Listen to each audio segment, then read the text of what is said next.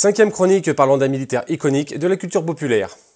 Ouais, le décor est toujours en cours. Aujourd'hui, on va parler du colonel John Matrix, du film Commando, interprété par Arnold Schwarzenegger et sorti en 1986.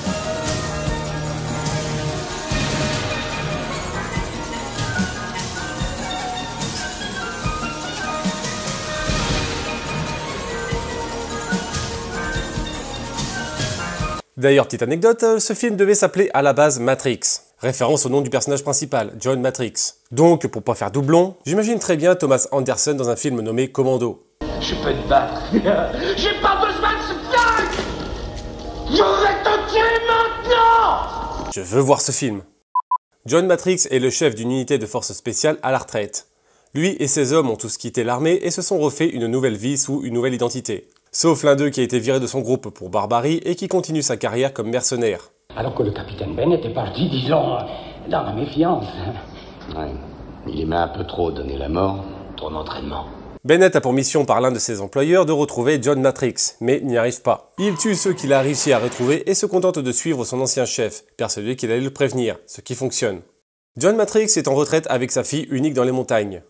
Fille qu'on va appeler Alyssa parce que... Wingardium Leviosa. Stagiaire, tu t'es planté. C'est pas elle. Bah, tu m'as dit une sorcière chiante. Ouais, je sais, ouais, mais c'est encore une autre. Wingardium Leviosa.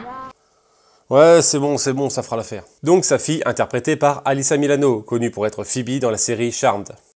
Bref, il a été capturé pour l'obliger à assassiner un président qu'il connaît personnellement, donc il peut approcher sans problème, avec bien sûr le levier du « tu n'obéis pas, on tue ta fille ». En passant, vous connaissez bien sûr le cliché du fils ou de la fille du type ultra badass, qui sera de fait ultra badass également. Donc, bien évidemment...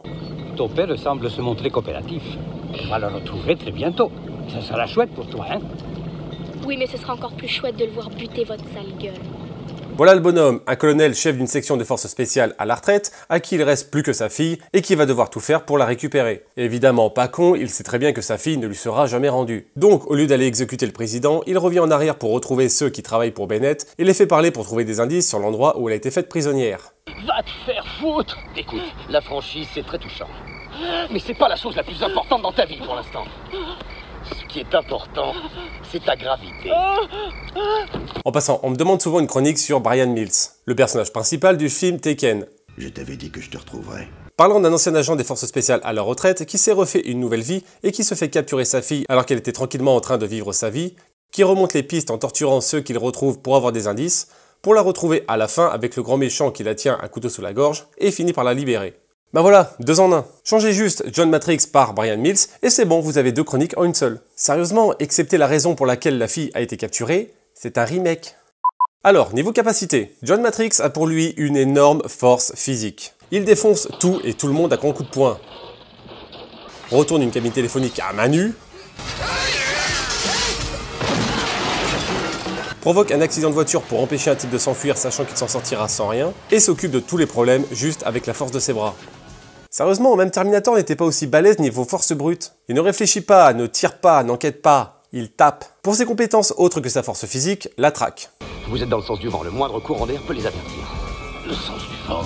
Je vais les sentir venir. Je les ai sentis. Il arrive à repérer ses ennemis si le vent lui est favorable. Pour les armes qu'il utilise, car oui, sinon il ne serait pas ici. Il commence le film avec un Beretta 92 SB et un HK-G3 avec un doubleur de chargeur. Bon, plus précisément, c'est un HK-91, l'une des variantes du HK-G3 tirée de son stock d'armes à feu. Tout le film se fait ensuite sans armes, jusqu'à l'attaque finale de l'île.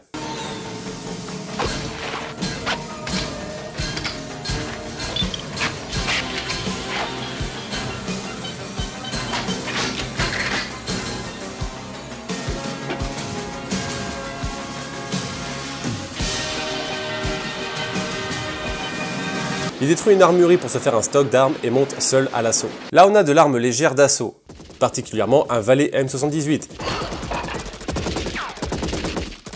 Un M60 qu'il utilise à la hanche dans une scène qui ressemble beaucoup à Rambo sorti 3 ans plus tôt, et dont il tire entre environ, je sais pas, entre 5000 et 8000 munitions grosso merdo.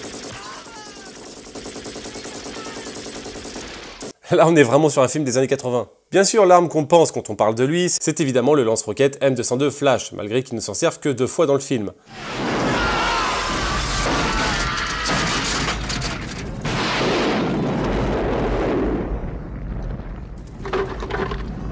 Mais mais dont les 2 premiers tirs représentent la seule scène drôle du film.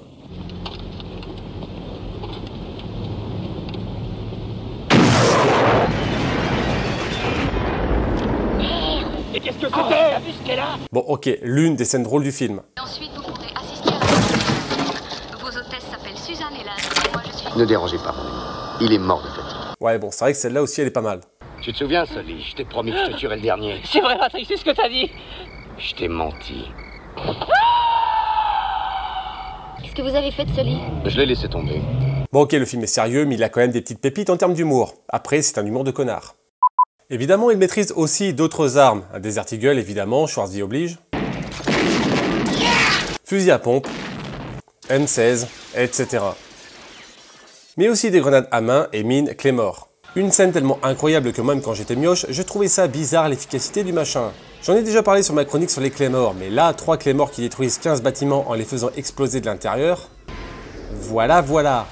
Bref, on est là sur un militaire utilisant énormément sa force physique, possédant des capacités de traque, et sachant utiliser un très large panel d'armes à feu, de munitions, et connaissant l'utilisation du couteau de combat. En gros, un militaire extrêmement polyvalent. Par contre, il ne sait pas piloter un avion. Heureusement, la femme qui l'a capturé pour s'en servir et qui a décidé de le suivre pour l'aider s'avère être pilote de ce type d'avion. Quelle chance! Ce film a eu des retours très positifs par la critique. On est sur un type de film très apprécié, montrant un type seul arrivant avec une énorme paire de couilles pour tout défoncer tout seul. C'est ce qu'on appelle un film bulldozer. Même si ça reste simpliste, ces films-là sont plutôt aimés. Rambo, Shooter tireur d'élite, John Wick, etc. Mais par contre, contrairement à John Wick, ici on est dans les années 80. Le type ne réfléchit pas et se contente de tout détruire avec ses gros muscles de manière tellement irréaliste que c'en est génial. Tellement irréaliste d'ailleurs qu'ils feront ensuite une série de films autodérision autour de ça, la série des Expendables.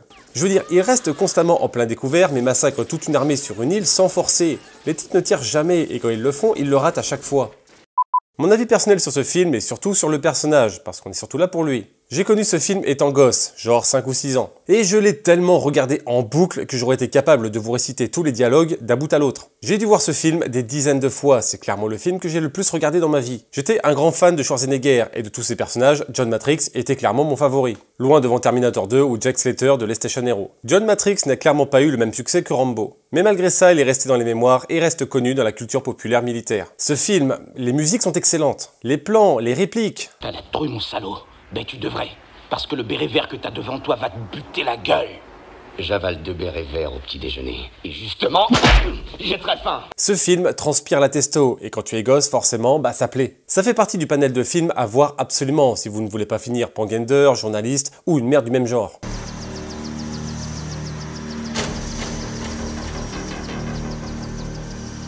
Connaissez quelque chose pour nous? Rien que des morts. J'ai très envie de reformer ton unité, John. Il suffirait que tu reviennes. Cette fois, c'était la dernière. Bref, John Matrix est un militaire iconique. Enfin voilà, ce sera tout pour le prochain militaire à passer ici, je vous laisse la section commentaires pour choisir. Je vous rappelle qu'il faut qu'il soit issu de la culture populaire uniquement, aucun qui n'ait vraiment existé. Qu'il fasse ou qu'il ait fait partie d'un groupe étatique ou insurrectionnel, donc pas John Wick, arrêtez de me le demander, et bien sûr qu'il utilise des armes à feu. Pour vous donner quelques idées, le sergent Beckett de l'excellente série Sniper, Papy s'est fait tuer à cause de votre connerie! ou bien Brian Mills de Tekken. Ou bien tu me dis ce que je veux savoir, ou bien je laisse le courant jusqu'à ce qu'on le coupe pour facture impayée. Oui, j'ai dit que le fil rouge du film était le même et que c'était limite un remake. Je plaisante évidemment, il y a quand même pas mal de différences. C'est pas 3 points communs qui font un remake. De plus, Commando est un film, alors que Tekken est une trilogie. Le personnage de Brian est donc beaucoup plus travaillé que John Matrix. Enfin voilà, je vous laisse me dire tout ça en commentaire. J'espère que cette chronique vous aura plu. Fin, cassez-vous.